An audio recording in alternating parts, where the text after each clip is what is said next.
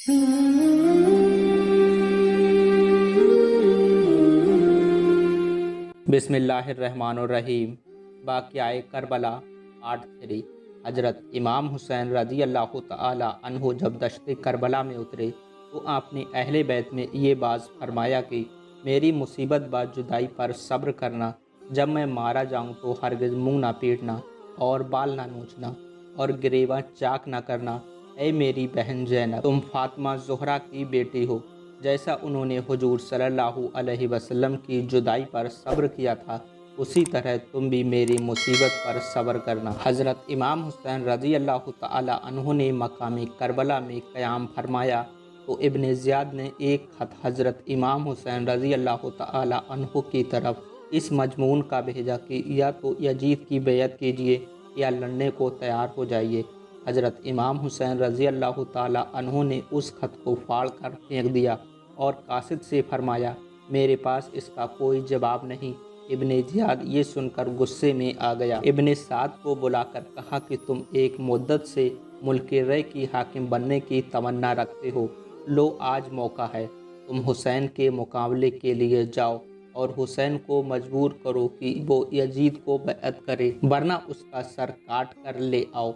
दुनिया का कुत्ता इब्न साद मुल्क रे की हुकूमत के लालच में आकर हज़रत इमाम हुसैन रज़ी अल्लाह तआला अन्हु के मुकाबले के लिए तैयार हो गया। करबला में पहुंचकर उसने हज़रत इमाम हुसैन रज़ी अल्लाह तआला अन्हु से दरियाफ्त किया कि आप यहाँ किस वास्ते में आए हैं। आपने फरमाया, कूफियों ने खतूत लिखकर मुझे बुलाया, मैं खुद यहाँ नहीं आया, मगर अब जबकि तुम सबकी बेवफाई मुझे मालूम हो गई है तो मुझे अब भी तुम लोग वापस जाने दो और मुझसे मुकाबले में ना आओ।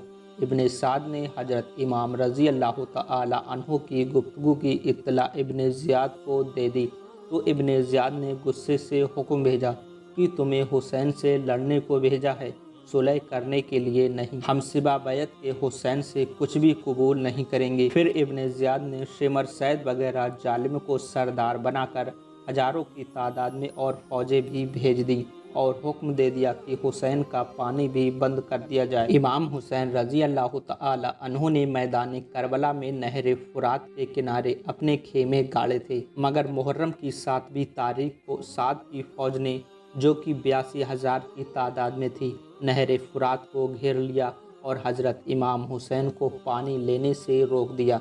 इस फौज में अक्सर वही लोग थे जो अली और हुसैन की मोहब्बत का दावा करते थे, जिन्होंने हज़रत इमाम हुसैन रज़ी अल्लाह तआला अन्हु को ख़त लिखकर खुद ही बुलाया था और अब खुद ही उनका पानी भी बंद कर दिया। इब्न साद ने हज़रत इमाम हुसैन रज़ी अल्लाह तआला अन्हु को कहा कि वो अपने खेमे यानी नहर के किनारे से उखाड़ लें। हज़रत अब्बास ने इस मौके पर फरमाया कि ऐसा नहीं हो सकता, मगर हज़रत इमाम हुसैन रज़ी अल्लाह तआला अन्हु ने फरमाया कि भाई अब्बास, जाने दो, तुम बहरे करम यानी कि करम के समंदर हो, ये कतराए ना चीज़ है, इनसे झगड़ा फिजूल है।